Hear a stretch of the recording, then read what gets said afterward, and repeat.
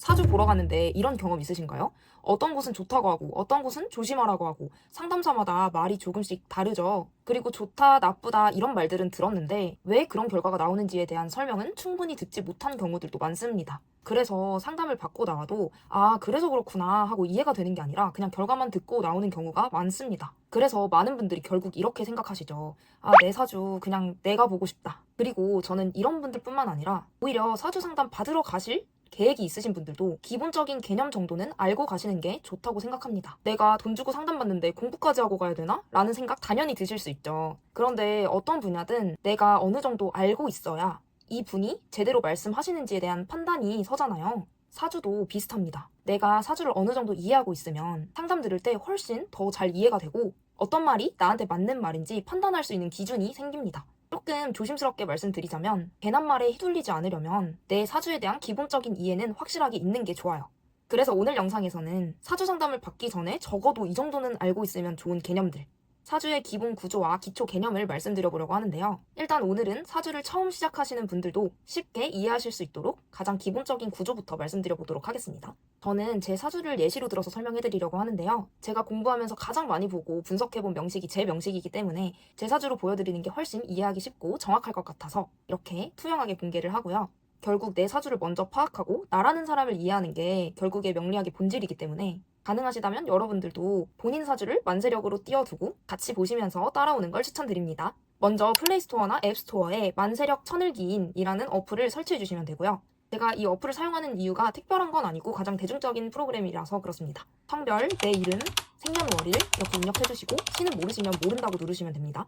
자, 이렇게 사주팔자 만세력을 조회하면 8가지 한자가 나오죠. 처음 보시면 한자인데 하고 조금 당황하실 수도 있어요. 그런데 실제로 사주에서 사용하는 글자는 생각보다 많지 않습니다. 여기서 당황하시면 안 돼요. 윗줄 천간 10가지, 아랫줄 지지 12가지, 이렇게 총 22가지의 한자만 저희가 알고 있으면 돼요. 이 부분은 조금 뒤에서 제가 설명을 드리도록 하고요. 먼저 화면을 보면 이렇게 4가지 기둥이 나옵니다. 이걸 내가 태어난 연, 월, 일, 시에 기둥 주자를 붙여서 차례대로 연주, 월주, 일주, 시주라고 하는데요.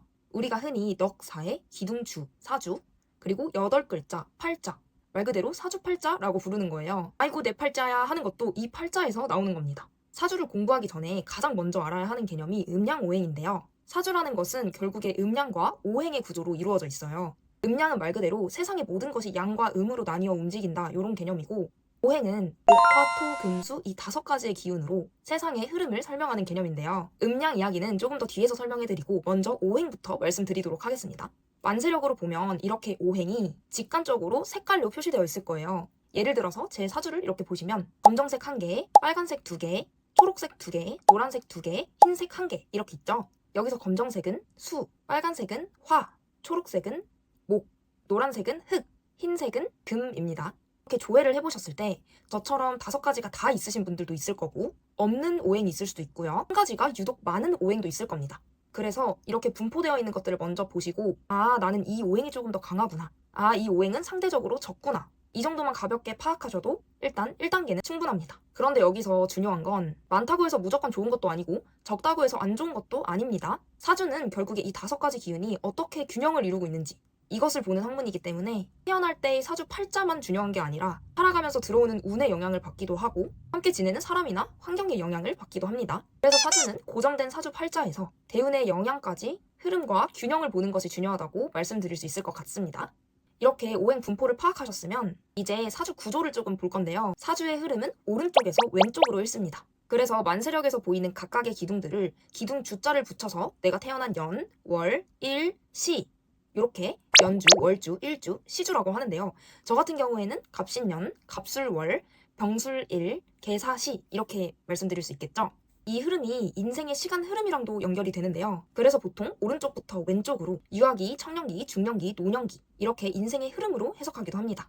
먼저 연주에 대해서 말씀을 드릴 건데요. 연주는 조상, 가문, 집안 환경, 어린 시절 환경이라든지 사회적 배경을 의미를 하는데요. 내부에서 보는 나의 이미지라든지 넓게 보면 국가나 시대 환경을 말해요. 쉽게 말하면 내가 태어난 뿌리와 배경이라고 이해를 하시면 됩니다. 갑신년에 태어난 저는 이 신금의 글자를 타고 태어났기 때문에 원숭이 띠인데요. 우리가 흔히 말하는 이 띠는 연주에 해당하는 동물을 의미를 하거든요.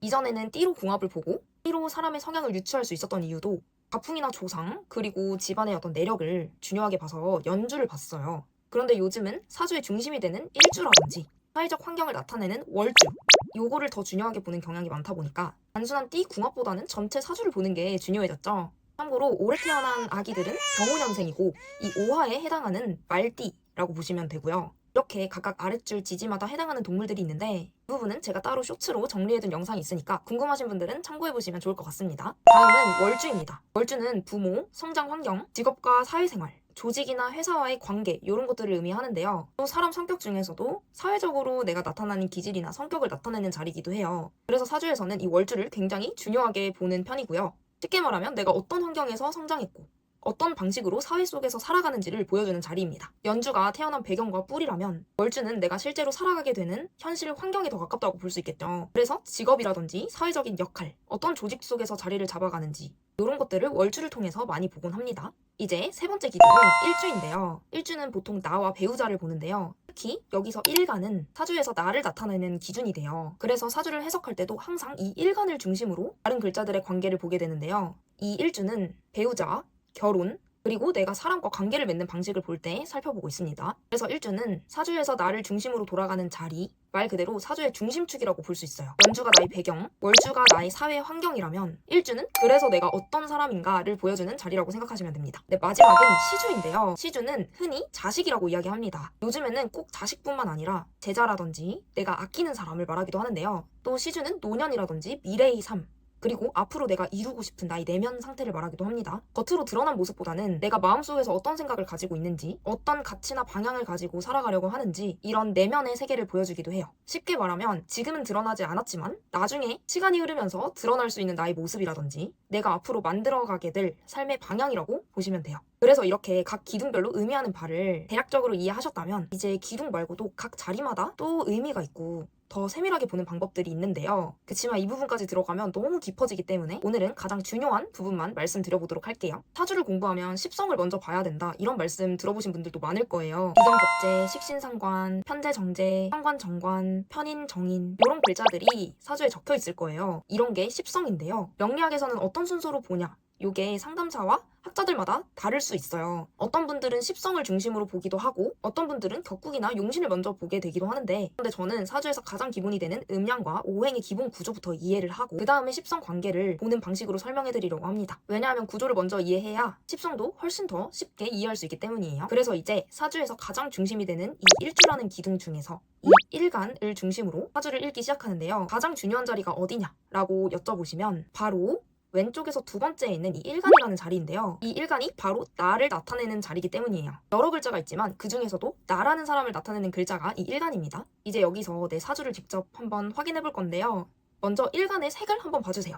이 색이 바로 내가 어떤 기운으로 태어났는지를 보는 거예요. 예를 들어서 목, 화, 토, 금, 수 이 5가지 기운 중에서 나는 어떤 기운으로 타고 태어났는지를 보는 건데요. 여기서 중요한 점은 내가 어떤 기운으로 타고 태어났는지와 어떤 오행이 많은지는 서로 다른 이야기입니다. 예를 들어서 저는 화로 태어났지만 사주 전체에 나무나 토기운이 더 많죠. 여기서 많다라는 것은 단순히 개수만 보는 게 아니라 어떻게 배치되어 있는지도 중요하게 작용을 하는데요. 예를 들어 같은 글자가 이렇게 나란히 붙어있는 병존이라든지 한 기둥 자체가 똑같은 색깔인 간여지동이라든지 그런 기운이 더 강하게 작용한다고 보시면 되는 겁니다. 그래서 사주를 볼 때는 내가 어떤 기운으로 타고 태어났는지와 어떤 기운이 많이 분포되어 있는지 이 두 가지를 같이 보시면 좋아요. 먼저 이것까지 파악을 하셨다면 이제 상생과 상극의 구조를 볼 건데요. 여기까지 어렵지 않으시죠?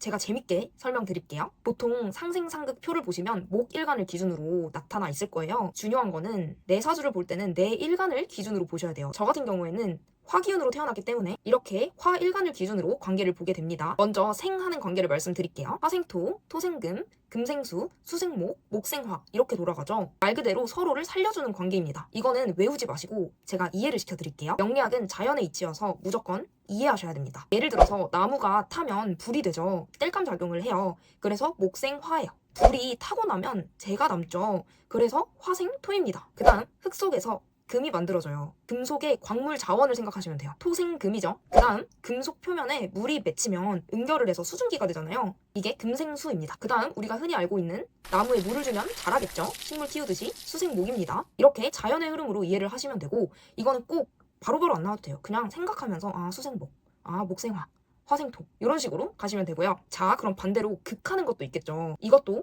이해를 하면 쉽습니다. 나무가 흙에 뿌리를 내리면 흙을 제어해요. 목극토예요. 흙은 물의 흐름을 막죠. 흙탕물이 될 수 있잖아요. 이게 토극수입니다. 그 다음 물이 불을 끄죠. 불 났을 때 물로 끄니까 수극화입니다. 그 다음 금속이 불에 녹잖아요. 이게 화극금이에요. 그 다음 금속이 나무를 자릅니다. 도끼 생각하시면 돼요. 도끼. 나무꾼.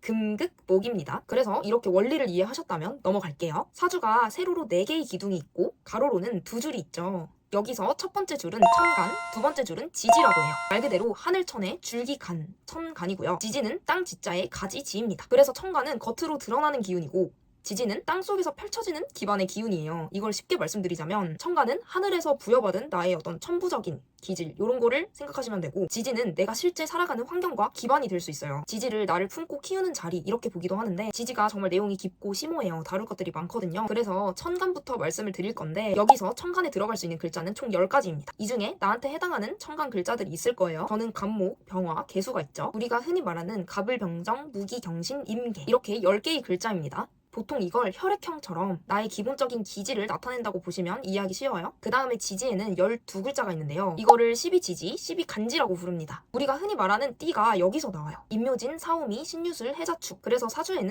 이렇게 두 번째 줄에 총 4칸이니까 4마리의 동물이 최대로 들어올 수 있다라고 이해하시면 되고요. 아까 말씀드렸다시피 현대에서는 연주보다 일주에 해당하는 동물이 더 유효하다고 보는 경우가 많은데요. 예전에는 가문이라든지 집안 환경, 즉 연주의 영향이 크게 작용하는 시대였다면 지금은 개인의 선택이나 삶의 방향이 더 중요하기 때문에 일주나 월주, 일지월지겠죠? 이 동물을 중심으로 해석하는 경우가 많아진 거예요. 그래서 저는 상담할 때도 늘 말씀을 드리는 게 오히려 내 띠 동물보다 이 일과 월에 해당하는 동물이 내 성향과 더 가까울 수 있다라고 말씀을 드리거든요. 특히 저처럼 똑같은 글자가 병존되어 있는 분들은 이 동물의 성격이 내 띠보다 훨씬 강해요. 차라리 띠로 운세를 보시더라도 원숭이 띠 말고 저는 개띠 거를 보거든요. 그게 더 정확도가 높더라고요. 어쨌든 사주에서는 단순히 띠를 보는 게 아니라 사주 전체에서 동물이 어떻게 배치되어 있는지를 보시면 더 좋을 것 같습니다. 자, 여기까지 잘 따라오셨다면 이 8글자 중에서 가장 중요한 글자가 이 일간이라고 말씀을 드렸는데요. 이 자리가 일주에 있는 천간이기 때문에 일간이라고 부르는 거고요. 이 바로 밑에 있는 글자가 일주에 있는 지이기 때문에 일지라고 부르는 거예요. 그러면 조금 똑똑하신 분들은 연간 연지, 월간 월지, 일간 일지, 시간 시지라고 하겠구나 라고까지 가실 수 있었을 거예요. 우리는 이 기둥을 일주라고 부르죠. 우리가 흔히 사주계의 MBTI라고 해요. 십천간, 갑을병정, 무기경신, 임계 이것과 12지지, 자축인묘, 진사오미, 신유술해 이 2가지를 순서대로 짝지으면 총 60가지 조합이 나오는데요. 10과 12의 최소 공배수가 60이기 때문에 60개의 조합이 만들어지는 겁니다. 그래서 MBTI가 16가지 유형이라면 이 사주가 60가지의 유형으로 크게 분류를 한다라고 볼 수 있고 물론 실제 사주를 볼 때는 이 일주만 보는 건 절대 아니에요. 사주 전체 구조를 보고 해석을 해야겠지만 명리에서는 일주만으로 성격이나 기질을 분석하는 일주론이라는 게 있기는 합니다. 그렇지만 저는 대강 말씀을 드리는 거고요. 먼저 처음에 사주를 공부하실 때는 내가 어떤 일주인가만 알아도 되게 흥미롭게 하실 수 있을 거예요. 저는 병술일주겠죠? 첫 번째로 이 일주, 특히 이 일간이 뭔지도 파악을 하셨다면 그 다음으로 중요하게 보는 자리가 이 월지인데요. 월주가 이 일간 바로 밑에 있는 일지 바로 오른쪽에 있는 자리겠죠. 월지가 중요한 이유는 여러 가지 있어요. 월지가 내 일간이 힘이 받았느냐 아닌가를 판단하는 기준이 되기도 하고요. 사주의 직업적인 방향이라든지 사회적인 역할을 볼 때도 중요하게 참고하는 자리입니다. 명리학의 대표 고전 3가지가 있는데 적천수, 자평징정, 군통보감 이 모든 것들이 모두 월지를 매우 중요하게 다루고 있어요. 물론 고전마다 월지를 보는 관점이라든지 목적에는 차이가 있지만 공통적으로 월지가 사주 중심 구조를 판단하는 핵심 자리라는 점은 같습니다.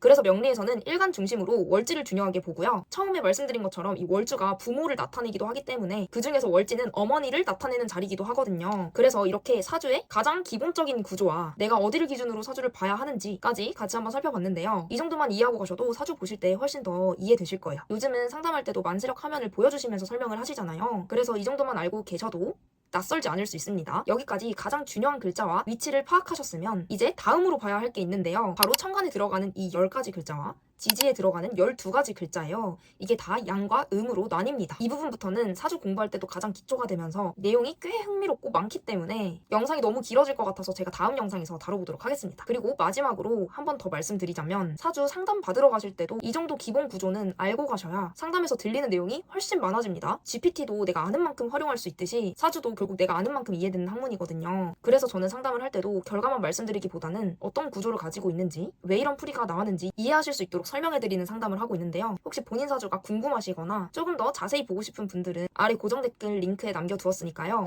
사주 구조나 명리학이라는 학문에 대해서도 이해하면서 교육 같은 상담을 받고 싶은 분들까지도 편하게 문의 주셔도 좋겠습니다. 오늘 영상이 도움이 되셨다면 좋아요와 구독 부탁드리고요. 다음 영상에서는 이 천간 10가지와 지지 12가지를 함께 보면서 각 글자가 가지고 있는 기질과 특징을 사주를 처음 보시는 분들도 이해하기 쉽게 차근차근 알려드리도록 하겠습니다. 저는 창미사주였습니다. 감사합니다.